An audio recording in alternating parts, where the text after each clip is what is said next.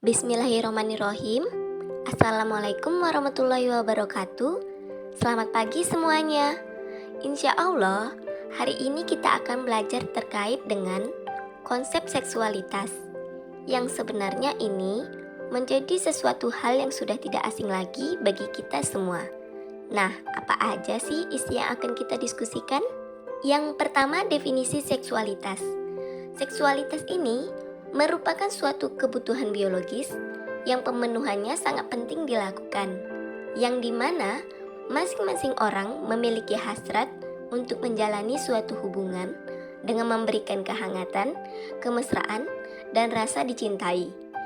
Kebutuhan tersebut dapat dipenuhi melalui tindakan seperti sentuhan, pelukan, isyarat gerak tubuh, dan cara berpakaian. Selanjutnya, teman-teman bisa membuka link di bawah ini. Nah, dari berita tersebut ada menyinggung tentang gender. Gender adalah perbedaan antara laki-laki dan perempuan yang dibangun secara sosial dan kultural terkait dengan peran, perilaku, dan sifat yang dianggap layak bagi laki-laki dan perempuan yang dapat dipertukarkan. Gender itu bagaimana dia meyakini dengan dirinya.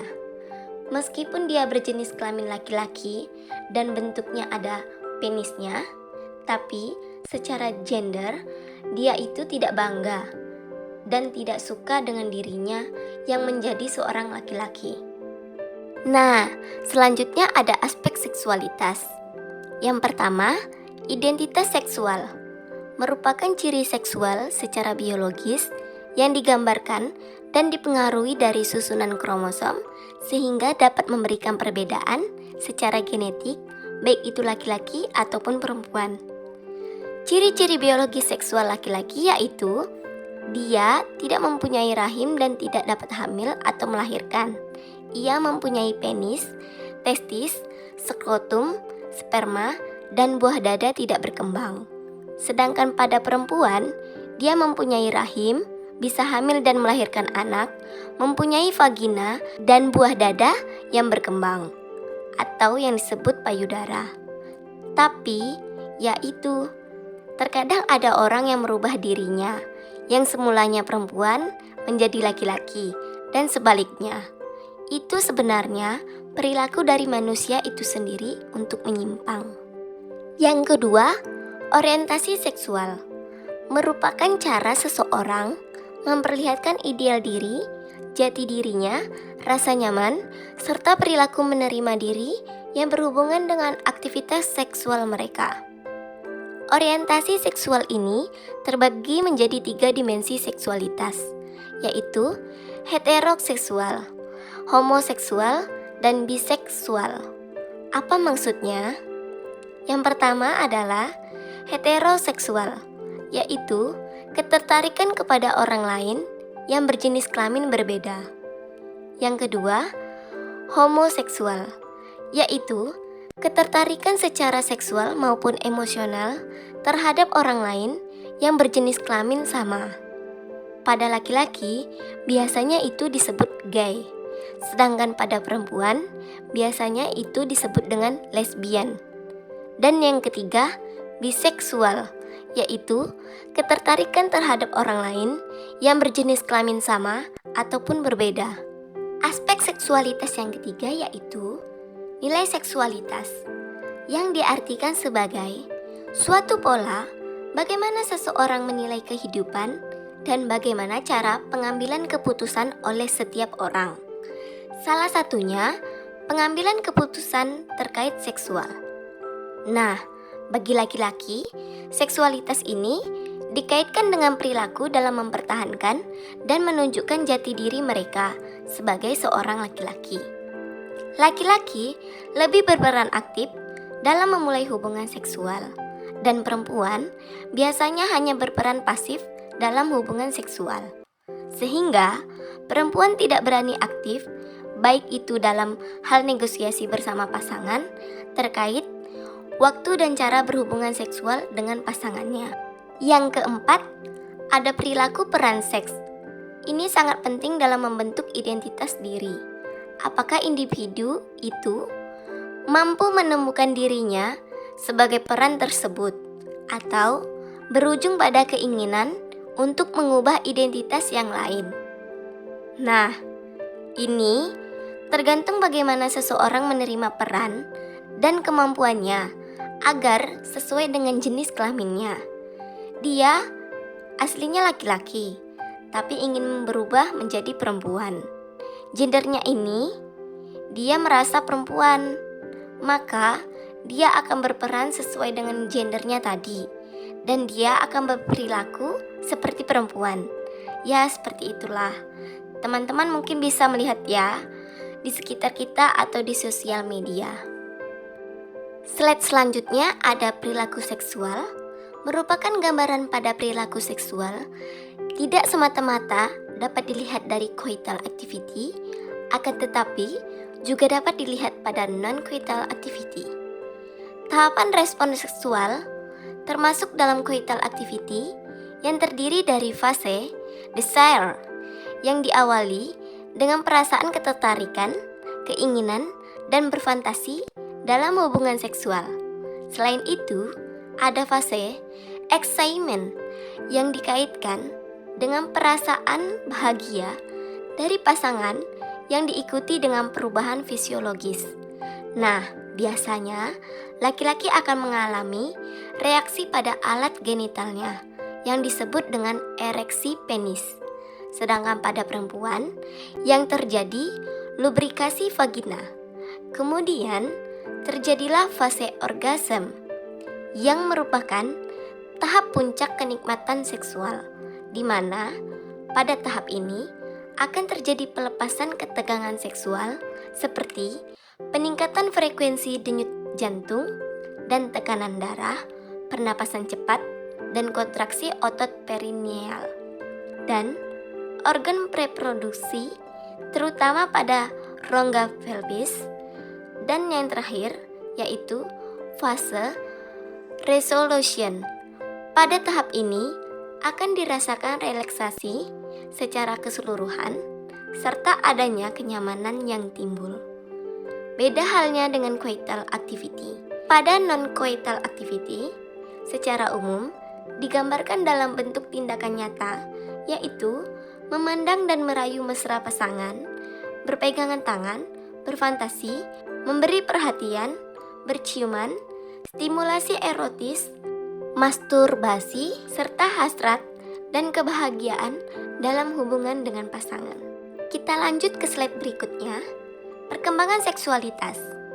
Yang pertama, masa prenatal dan bayi. Terjadi perkembangan pada fisiologi seseorang ditandai dengan perkembangan yang terjadi pada organ seksual yang mulai mampu menanggapi suatu stimulus. Ditunjukkan dengan ereksi penis pada pria, serta terjadinya pelum vagina pada seorang perempuan.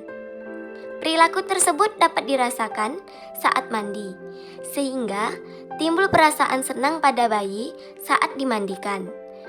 Pada masa ini, anak juga mulai mencari tahu tentang struktur tubuhnya.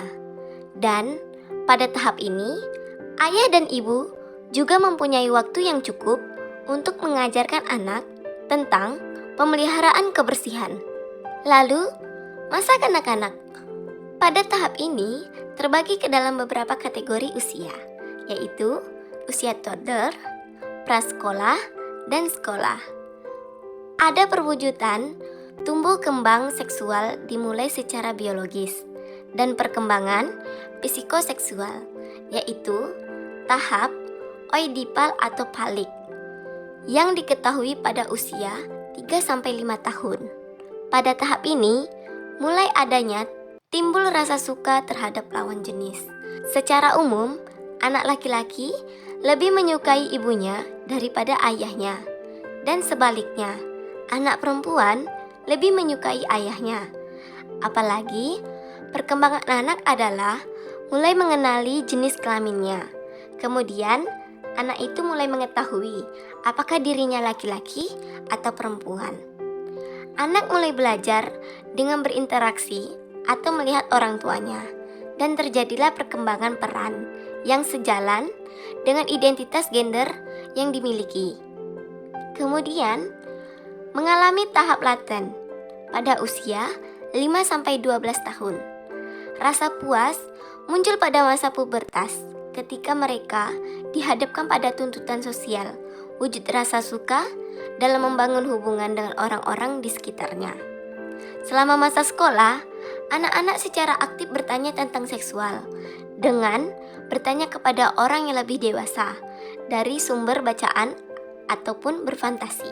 Lalu ada masa pubertas. Pada masa pubertas, sudah mengalami perkembangan yang lebih pesat, di mana fisik serta seksual individu sudah lebih matang secara psikososial. Perubahan yang terjadi adalah perubahan pada citra tubuh atau yang dikenal dengan body image. Individu akan memperhatikan perubahan yang terjadi pada fungsi tubuhnya, mempelajari sikap, keadaan sosial, dan lain-lain, seperti perubahan fisik termasuk berat badan, tinggi badan, otot, tubuhnya bulu di beberapa bagian tubuh, ukuran buah dada yang bertambah, atau pada wanita mulai mengalami haid. Lalu, masa dewasa muda dan pertengahan umur. Dalam tahap ini merupakan masa di mana perubahan secara fisik serta tanda seks sekunder sudah berada pada puncak. Masa ini dialami pada rentan usia 18-30 tahun. Perubahan hormonal akan terjadi pada wanita di masa pertengahan umur yang menyebabkan penurunan fungsi seksual, sehingga muncul perubahan fisik yaitu penurunan hormon estrogen, mengecilnya payudara, serta penurunan fungsi jaringan vagina.